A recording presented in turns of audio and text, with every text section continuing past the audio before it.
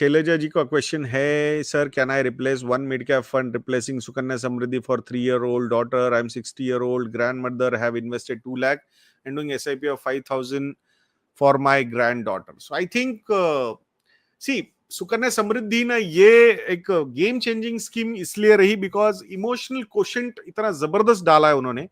People started investing for their daughters, granddaughters. तो मतलब वो एक थॉट प्रोसेस है. तो मतलब I will give full credit to that scheme. Return wise definitely it will underperform equity, there is no doubt. I have no doubt over the longer horizon.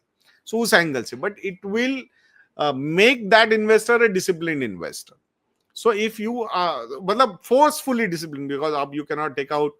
And अगर emotional question दिखता है, नाम ही इतना बढ़िया है सुकन्या समृद्धि योजना, तो obviously you will invest. तो मतलब बहुत बार लोग बोलते हैं कि फाइनेंशियल प्लानिंग में 8% का रेट ऑफ रिटर्न अगर वो गोल अचीव नहीं कर रहा है तो वी सजेस्ट देम टू भाई सर आप इक्विटी साइड में चले जाओ, it is not achieving you that goal.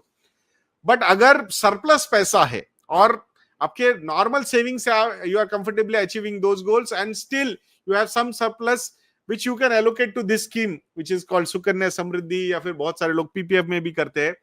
So these are some things की जो आपको एक डिसिप्लिन इन्वेस्टर बना देते हैं. और अगर बहुत लोग बोलते हैं कि ईपीएफ में पैसा डालना चाहिए क्या, उसका क्या मतलब ये है, उससे अच्छा मैं इसमें ही ना चला जाऊं क्या. ईपीएफ पहली एसआईपी होती है आपकी, बिलीव मी, पहली एसआईपी वो इक्विटी में नहीं जाती बट एक सिस्टमेटिक इन्वेस्टमेंट तो स्टार्ट कर देती है. तो इन सारी चीजों को उस एंगल से हमने देखना चाहिए. सिर्फ रिटर्न्स के एंगल से देखोगे तो definitely equity will outperform all these schemes, there is no doubt over the longer horizon. And that's why planning angle से if your finances are permitting you to have these investment, there is no problem. Your risk profile is suggesting to have these. So उस अब I have not, मैंने मेरा कभी PPF नहीं, investment मेरा कोई PPF में नहीं है, जॉब बहुत कम समय के लिए किया तो ईपीएफ भी नहीं है. So I do not invest in that. But बहुत सारे लोगों को एक इमोशनल क्वेश्चन होता है, they feel comfortable with these investments and I don't want to change their risk profile. If your finances are permitting you, your risk profile is suggesting you to have this allocation, without compromising that achievement of that goal, you can have allocation in this, there is no problem. हाँ, but अगर उसमें invest करके goals achieve नहीं हो रहे, वहां पे जो डेफिसिट होता है 3-4% के अंडर परफॉर्मेंस का compare to equity long term में, वो अगर आपको बोला कि नहीं आप यहां नहीं कर सकते, आपको तो इक्विटी में करना होगा, तो देन दैट इज डिफरेंट.